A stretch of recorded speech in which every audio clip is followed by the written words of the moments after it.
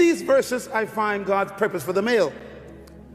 Look at Genesis 2, verse 15. It says, and then the Lord God took the man, that's the male, and put him in the Garden of Eden to work it and to take care of it.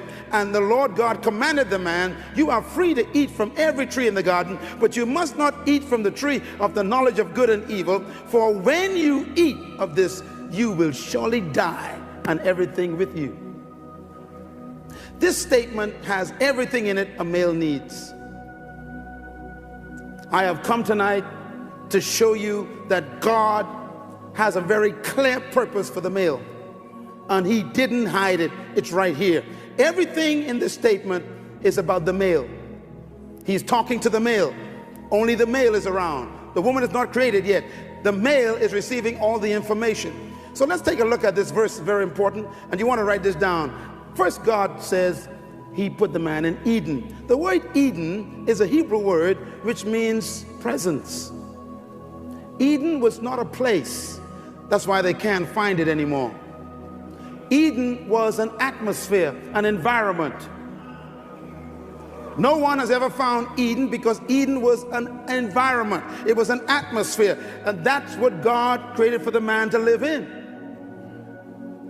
Matter of fact, when I did my research on the Hebrew, it blew my mind. The Hebrew word for Eden has 5 strokes, and it means spot, moment, presence, open door, delightful. When you put it all together, it means the spot on the earth where the presence of God was an open door to heaven, a delightful place. That's why Adam never had to pray, never had to sing, never had to fast, no altars, no priests, no apostles, no nothing. Why? He had a direct open door, direct to heaven. He was walking in this wonderful presence. That's where the male was created to be. I feel like preaching almost.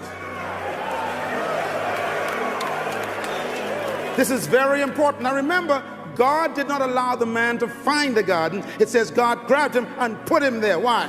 You were created by God to live in Eden. You know, every time God creates anything, he always makes the environment first. Let me prove that. When God was creating fish, he made the water first.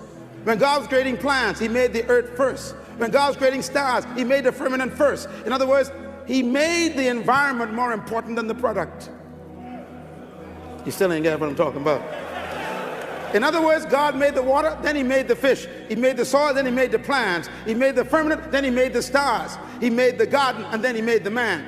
Fish need water, plant needs soil, stars need firmament, you need Eden. You might as well give God praise right now.